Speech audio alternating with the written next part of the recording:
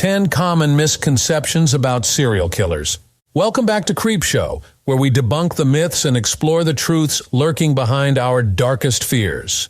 Serial killers have long been the subject of fascination and horror, but how much of what we think we know is actually true? Hollywood has painted a chilling but often inaccurate picture of these killers, shaping public perception with misconceptions that simply don't reflect reality. Tonight, we'll take a closer look at the 10 common misconceptions about serial killers and uncover the truth behind these chilling myths. Let's dive in. Number 10. All serial killers are men. This is one of the most widespread misconceptions, not only among the general public but also within law enforcement. In 1998, profiling expert Roy Hazelwood famously claimed, "There are no female serial killers." While it's true that the vast majority of serial killers, about 85–90%, are male, there are still notable exceptions. The media tends to focus on male serial killers, often ignoring female murderers who typically don't fit the Hollywood mold. Female serial killers are less likely to torture their victims or engage in the same kind of taunting behavior that has made killers like Ted Bundy and the Zodiac so infamous. Instead, they often kill for profit, power, or personal gain, and their methods are typically less gruesome. Women are more likely to use poisons or smother their victims, often targeting people with whom they share a personal or emotional connection. This lack of sensationalism may be why female serial killers don't capture the public's attention in the same way. However, that doesn't mean they're any less dangerous.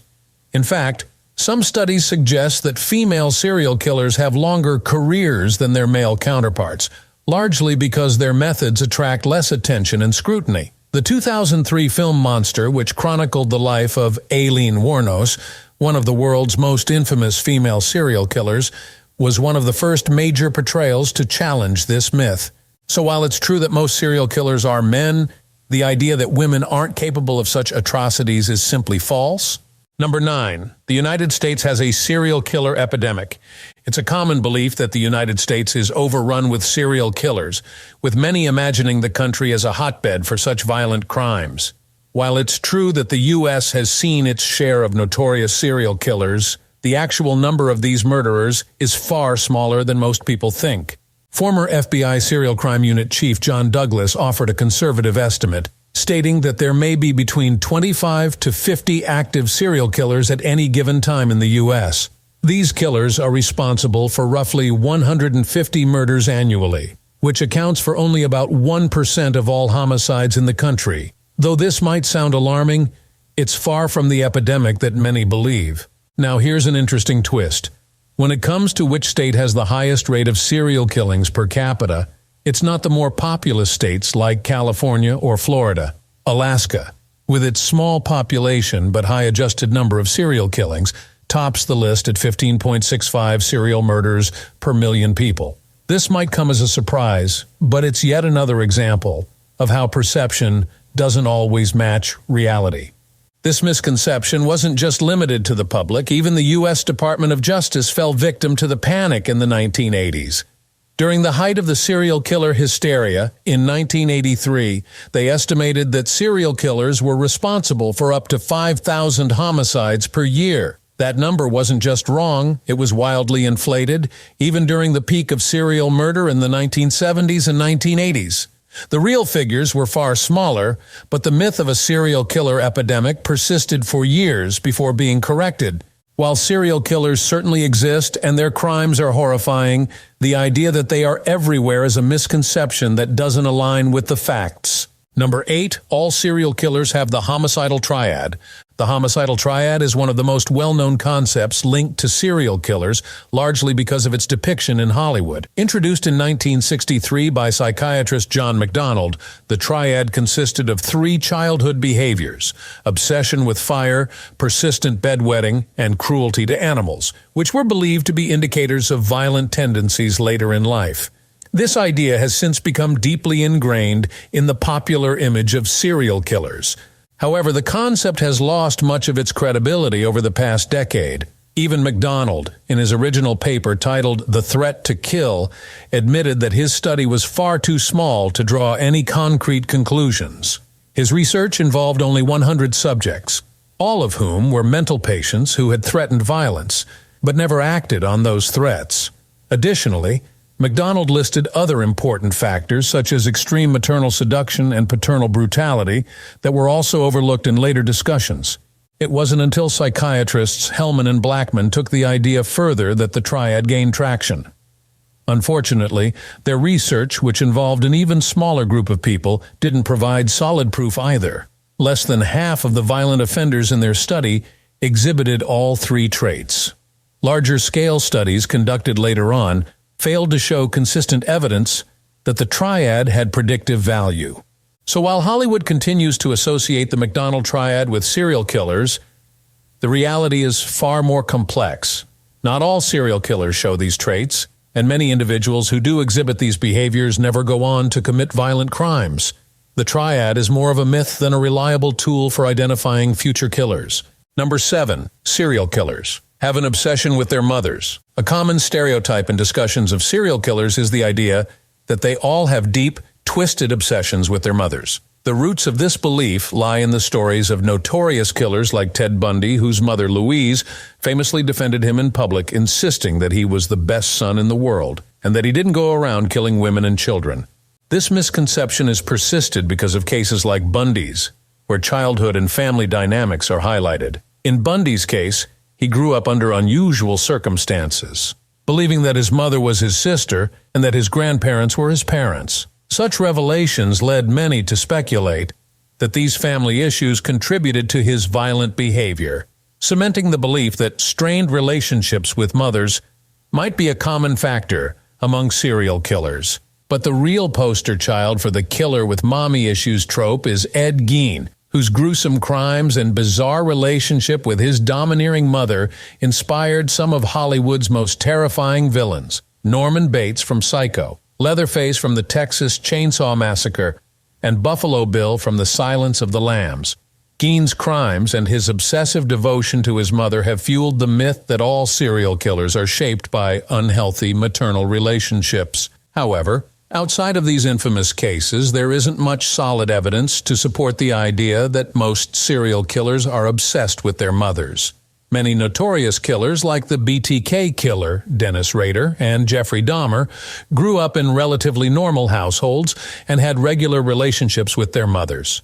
In fact, psychological studies on serial killers show a wide variety of family dynamics, suggesting that no single type of parental relationship, especially with mothers, defines their behavior. While there are some cases where unhealthy maternal relationships played a role, the idea that it applies to all or even most serial killers is more myth than reality. Number 6. Serial murder is an American phenomenon.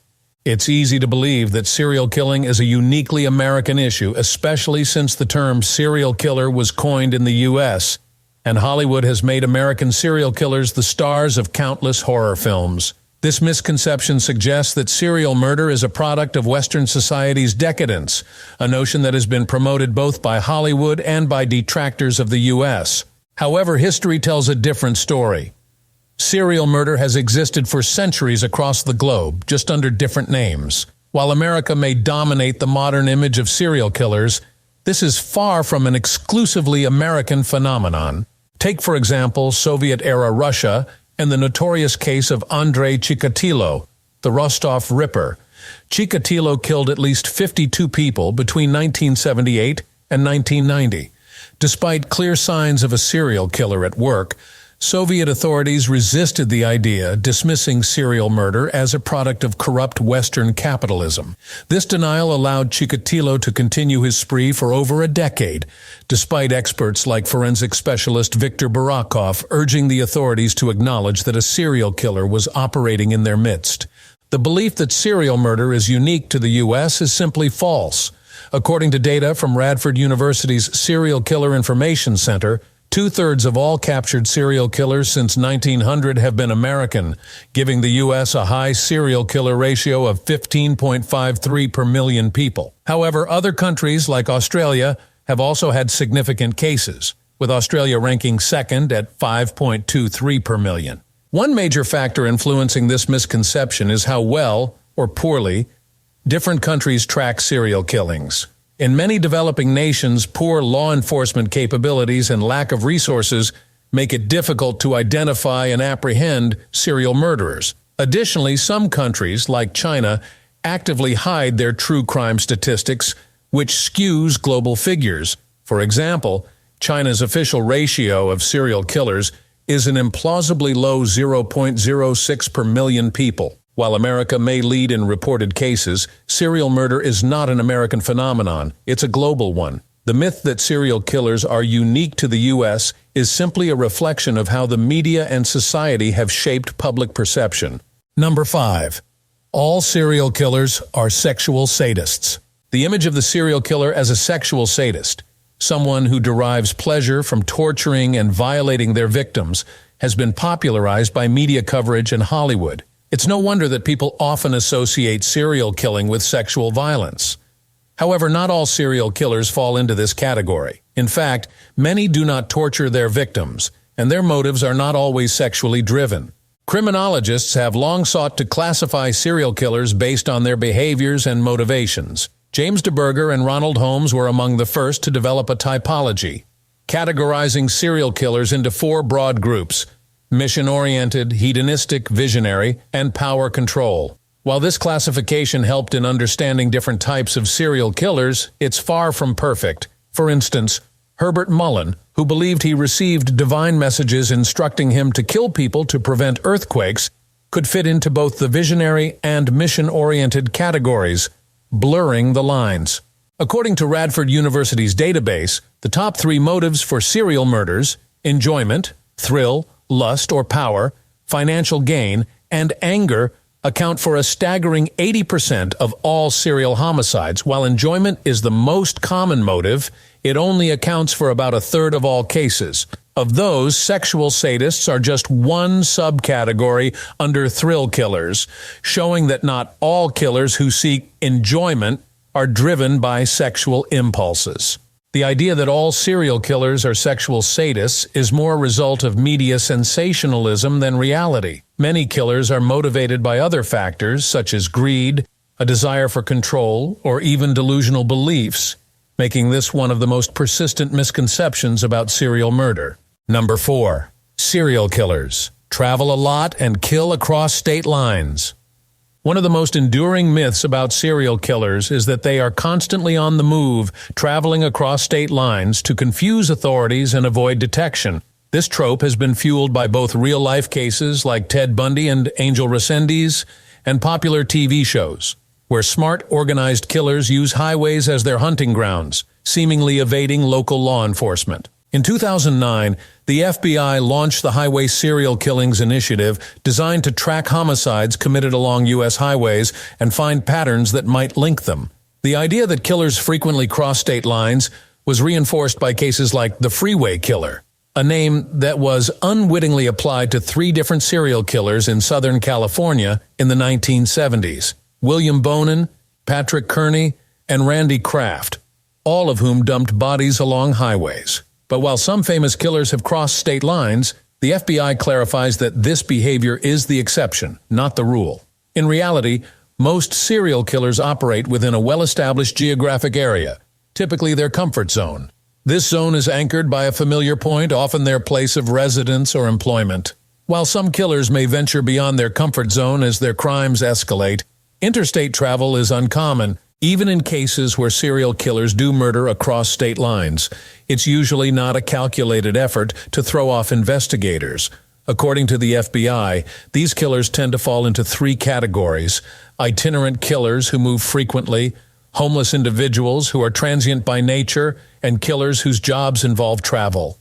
The notion that most serial killers are constantly on the move is largely a myth, with most preferring to stay close to home where they feel safe and in control. Number 3. Serial killers want to get caught. A classic TV trope often depicts serial killers as individuals who subconsciously want to be stopped, leaving clues behind in the hope that the police will catch them. Whether it's cryptic messages or careless mistakes, the idea is that deep down, the killer knows their actions are wrong and wants to get caught. In reality, this is almost never the case. Most serial killers are driven by a desire to avoid capture, and if anything, they often taunt law enforcement, growing bolder with each kill. The more they get away with their crimes, the more confident and assertive they become. However, some killers do eventually make reckless mistakes out of overconfidence, which can be misinterpreted as a subconscious plea to be caught. Take, for example, New York serial killer Joel Rifkin. He murdered 17 women, dumping their bodies in the East River. His capture, however, wasn't the result of a psychological need to be caught, but rather sheer stupidity. He was pulled over in a routine traffic stop for driving a pickup truck with no rear license plate, with his 17th victim's body still inside. And some killers may escalate the challenge of their murders, making it harder to evade detection. This is what some believe Jack the Ripper did when he committed his infamous double event, killing 2 women in a single night, pushing the limits of what he could get away with. Another factor to consider is the natural selection at play in serial murder. Many killers, such as Rifkin and Jeffrey Dahmer, admitted that their first murder was the hardest. Those who are bad at killing or leave too many clues often get caught early on, before they can rack up a high body count. Because the ones who are caught early make up the majority of cases, it may seem like they want to get caught, when in reality, they are simply inexperienced. In truth, most serial killers do everything in their power to avoid capture and continue their killing sprees for as long as possible. Number 2. Serial killers are either geniuses or insane. Hollywood often portrays serial killers in 2 extremes: the highly intelligent, calculating genius like Hannibal Lecter, or the deranged, psychotic murderer like Norman Bates. However, the truth is far more complex. According to the FBI, neither of these archetypes accurately reflects most real-world serial killers. In fact, many of them fall into a middle ground, often displaying personality disorders like psychopathy, which the American Psychiatric Association does not classify as a mental illness. The idea that serial killers are driven by psychotic delusions or hallucinations is also a misconception. The Radford University database reveals that only 0.66% of serial killers commit their murders due to hallucinations. The reality is that most serial killers are not mentally ill in the way the public imagines. As for the myth of serial killers being geniuses, the numbers don't support it. The same database includes IQ scores from 271 known serial killers, and their average IQ is 94.5, right in line with the general population. While intelligence isn't the defining trait of these killers, other factors like meticulousness, planning, and obsessive behavior often contribute to their ability to evade capture. Data shows that organized killers tend to have slightly higher IQs than disorganized ones, but it's still a modest difference, about 8 points on average. Interestingly, the method of killing also correlates with higher intelligence. Those who use efficient, clean methods like strangulation or poison have higher IQs on average than those who use more impulsive, violent methods such as bludgeoning or stabbing. In the end, serial killers are neither brilliant masterminds nor completely insane, just disturbingly methodical individuals who use their obsessive traits to commit horrific crimes. Number 1, serial killers are white men in their late 20s. When asked to describe a typical serial killer, most people would likely say he's a white male in his late 20s or early 30s, a profile reinforced by popular shows like Criminal Minds and movies over and over again. It's the stereotype that has shaped public perception, particularly in the United States and Europe. There's some reason for this assumption. The vast majority of serial killers are indeed men, and in regions with predominantly white populations, it stands to reason that a large number of killers would also be white. Most serial murderers also tend to start killing later in life, in their late 20s or early 30s. However, the Radford University database, which tracks serial killers from the U.S. between 1900 and 2010, tells a different story. Only 12.5% of American serial killers during this time fit the exact profile of a white male in his mid to late 20s. The stereotype begins to break down further when you examine ethnicity. While the database does show that 90% of serial killers are men, and their average age when committing their first murder is 27.5, only 52% of them are white. That number has continued to drop in recent decades. Between 1990 and 2016, only 37% of serial killers were white. One possible reason for this change is the rise in gang violence, which accounts for many murders that meet the criteria of serial killing. 2 or more victims over a period of time. As gang activity increased in recent decades, the demographics of serial killers in the U.S. have diversified, breaking the traditional stereotype. Serial killers have always been the stuff of nightmares. But as we've seen tonight, much of what we believe is based on myths and Hollywood storytelling. The truth is often far more complex and far more unsettling. Which misconceptions surprised you the most? Let us know in the comments below. Be sure to like, subscribe, and hit the notification bell to stay tuned for more dark and twisted truths from Creepshow. After all, not everything is as it seems. Until next time, sleep well.